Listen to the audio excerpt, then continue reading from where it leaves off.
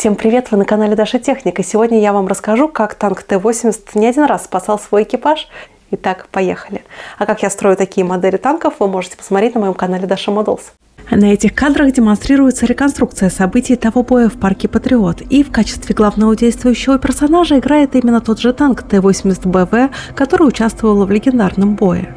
В тот день враг вел активное наступление, и чтобы его остановить, было отправлено 5 русских танков. В итоге враг был успешно остановлен, но затем экипажу Алеши пришел новый приказ прикрывать дружественное подразделение, расположившееся в соседней лесополосе. А о том, что там появится вражеская колонна, никто не предполагал. И в ходе отражения контрнаступления ВСУ для поддержки мотострелкового подразделения вышло 3 российских танка. И они были практически без связи, которую глушили ВСУ. И поэтому, сколько там на них бронетехники шло, не знали. Но увидев впереди себя 2 вражеских танка, они моментально приняли решение принять бой. Один российский танк был подбит, а второй развернулся и уехал в начальную точку. Поэтому танк Алеша остался 1 на 1 с противником. В ходе артиллерийского обстрела нашего танка был ранен механик-водитель Филипп Евсеев. И тогда командир танка Расим Баксиков вытащил своего друга и оказал ему первую медицинскую помощь и передал его в медицинскую группу. Ну а больше моих фото и видео вне моделизма вы можете найти на моей страничке на Бусти. Там вы также сможете поддержать мою деятельность и попасть в титры к видео. Ссылочка на Бусти есть в описании к видео, так что тоже рекомендую подписаться еще и на мой телеграм. Там оперативно выходит информация о моих новых видео на канале Dasha Models и Даша Техник. Ссылочка на телеграм есть тоже в описании. А потом сел обратно в танк на его место, а командование танком моментально взял на себя Александр Леваков. И они незамедлительно выехали, чтобы оказать огневую поддержку нашему мотострелковому подразделению, которое в это время держало оборону.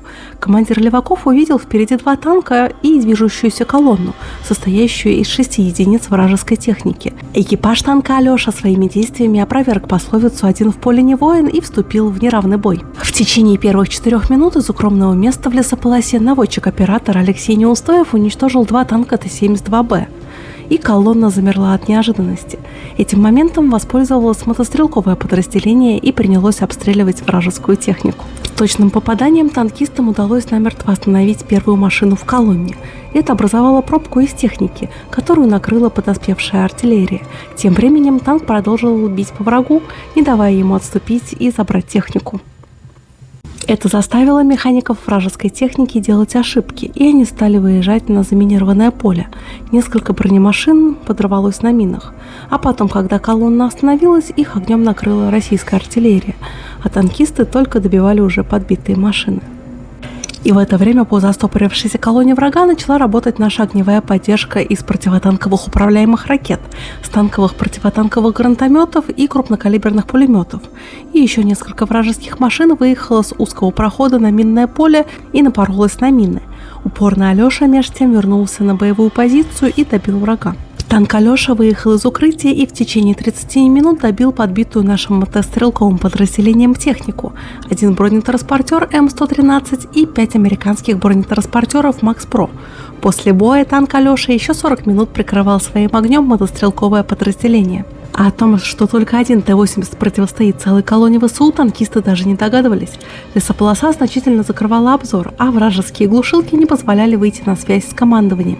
И весь масштаб битвы танкисты смогли оценить только когда видео их боя попало в сеть.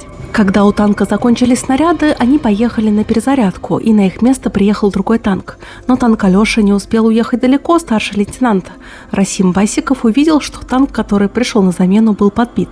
И они моментально развернули машину и под непрекращающимся артиллерийским обстрелом отбуксировали поврежденный танк и тем самым спасли жизнь экипажу. И видео этого боя, которое сняли с беспилотника, облетело мировые соцсети и наделало немало шума. Оператор дрона, наблюдавший за боем, еле сдерживал эмоции, сообщая о ситуации на поле боя. Ну а когда колонна ВСУ была полностью разбита, оператор выразил уверенность, что после такого награды танкистам обеспечены, и он оказался на 100% прав. Так почему же танк в СМИ называют Алешей? Когда этот танк Т-80БВ пришел в подразделение, то был канун Нового года, и его приняли как новогодний подарок. И поэтому экипаж танка назвал его Дед Мороз и не ошибся. Этот надежный советский танк стал настоящим подарком. Сколько было боев, но он еще ни разу не подводил, а когда в него попали противотанковые ракеты, он поврежденный, но своим ходом возвращался и тем самым спасал жизни своему экипажу. Так что настоящее имя у танка Алеша – это Дед Мороз или попросту Дед. А как так получилось, что все знают его как танк Алеша? А дело в том, что позывные танкам артиллерии и операторы ППЛА дают свои собственные. И у них нет связи с танкистами. И когда они отслеживают танки на своих экранах, то они придумывают им свои собственные имена. Изначально была версия, что название танк получил из-за того, что Леня – это позывной наводчика Алексея Неустроева. Ведь название танку дал оператор БПЛА Илья Гаврилов, который, комментируя этот бой, сказал, что их там 8 бронетехники, а у нас там один Алеша. С 4-й точки на 144 идет 8 единиц техники, а у нас там один Алеша. Оператор БПЛА назвал этот танк Алешей не потому, что там был наводчик с позывным Леня, а потому что все танки, которые идут в бой первыми, операторы называют Алеша. Другими словами, если танк идет во главе, то операторы БПЛА дают ему кодировку Алеша. И неважно, какой позывной был у экипажа. Конечно же, после боя кодировку сменят. Именно под названием Алеша и стал знаменит танк Дед Мороз. А еще до этого боя Т-80БВ спасал свой экипаж, казалось бы, в безвыходной ситуации. Командир экипажа рассказывал, что однажды танк получил прямое попадание противотанковой управляемой ракетой. Танкисты были уверены, что после такого Дед Мороз до своих уже не доедет, но он доехал, хотя по всем правилам не должен был.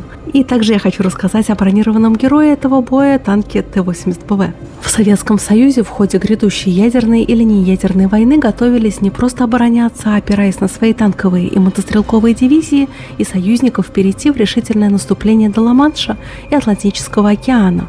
А в странах Восточной Европы был создан мощный военно-политический блок Организации Варшавского договора. Обычных вооружений у СССР и в странах народных демократий было очень много, и в том числе и танков. И танки были не только в танковых дивизиях, но и в мотострелковых, начиная с уже старых Т-55 и до новейших танков с газотурбинным двигателем Т-80. В 1985 году была готова модификация Т-80БВ, и она наряду с Т-80У должна была в первом эшелоне прорывать оборону войск НАТО и двигаться к Атлантике. Вооружен танк 125 мм гладкоствольной пушкой с кабинным механизмом заряжания, как у Т-64, и с орудием спарринг-пулемет ПКТ, а на крыше башни установлена зенитная пулеметная установка «Утес». Для поражения вражеских танков у Т-80БВ есть комплекс управляемого вооружения. Дальность пуска ракеты 4 км, а пробиваемость до 650 мм гомогенной брони. У комплекса управляемого вооружения не лазерное наведение, а радиокомандное. Перед люком командира установлен антенный блок. Плюсом комплекса управляемого вооружения является возможность стрельбы на ходу, но надо учитывать, что излучение антенны опасно для людей, находящихся в 100 метрах перед танком. Боекомплект в 38 выстрелов и в том числе 28 в карусели механизма заряжания. У спаренного пулемета боекомплект более 1000 патронов. Преимуществом 80-х является газотурбинный двигатель мощностью в 1100 лошадиных сил, и он разгоняет танк до 65 км в час на шоссе и до 45 км в час на пересеченной местности. Скорость хода назад 11 км в час, а зимой газотурбинный двигатель запускается быстро и меньше шумит. Но дизели потребляют значительно меньше топлива, чем газотурбинные двигатели. 2200 литров топлива хватает танку на 600 километров, а по пересеченной местности 790 литров на 100 километров. Трансмиссия Т-80БВ механическая с гидравлическим включением фрикционных элементов. Из-за особенностей конструкции газотурбинного двигателя увеличение скорости оборотов происходит дольше по времени, чем у дизельных танков. И также конструкция имеет большие потери мощности. Подвеска индивидуальная торсионная с телескопическими гидроамортизаторами, и она обеспечивает высокую плавность хода, лучше, чем у Т-64 и Т-72. У ходовой части есть и минусы. Потери на трении выше, чем у Т-72, и износоустойчивость ниже. Первые Т-80БВ делались на базе танков Т-80Б, и у них верхняя лобовая деталь была из 4 слоев. 60 мм сталь, далее 2 слоя бронетекстолита по 50 мм и тыльный в 45 мм бронелист. Стальные детали делали из стали повышенной твердости. Защита, как заявляется, в 380 мм от бронебойных оперенных подкалиберных снарядов. После того, как были захвачены снаряды М111, которые пробивали такую комбинированную броню, пришлось проводить модернизацию танков по программе отражения. И Т-80Б, и Т-80БВ получили 30-мм лист брони дополнительно на верхнюю лобовую деталь. Вновь производимые Т-80БВ получили помимо динамической защиты «Контакт-1» усиленную верхнюю лобовую лобовую деталь. И с учетом динамической защиты стойкость от подкалиберных снарядов возросла до 570 мм и до 820 мм от кумулятивных. В ходе боев в Грозном Т-80БВ выдерживали до 12 попаданий моноблочных выстрелов РПГ-7. Минусом Т-80БВ является более слабая защита борта и неусиленная башня, и равная по бронированию башням ранних Т-72А. На Т-80БВ установлена система управления огнем ОПИ. В ее состав входят прицел-дальномер, баллистический вычислитель, блок разрешения выстрела и датчики крена, курсового угла, скорости, ветра, а также преобразователь напряжения и электрогидравлический стабилизатор. Баллистический вычислитель автоматически вычисляет угол прицеливания и бокового упреждения пушки с учетом дальности, направления движения, крена и скорости танка, а также бокового ветра, перемещения цели и типа снаряда. Блок разрешения выстрела не дает произвести выстрел из пушки и пулемета, если фактическое положение пушки отклоняется от заданного на 4 угловые минуты. На настоящий момент система управления огнем устарела и требует замены. Также нужно менять и противотанковую ракету, и следует дополнительно бронировать башню.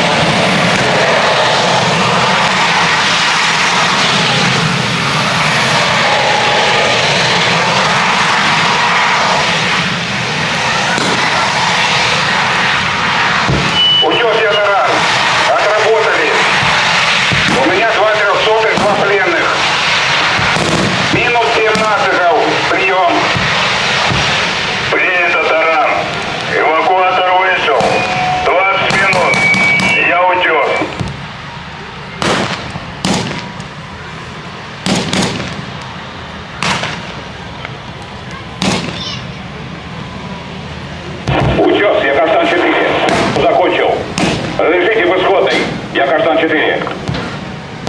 Добро, Каштан. Спасибо за работу. Удачи.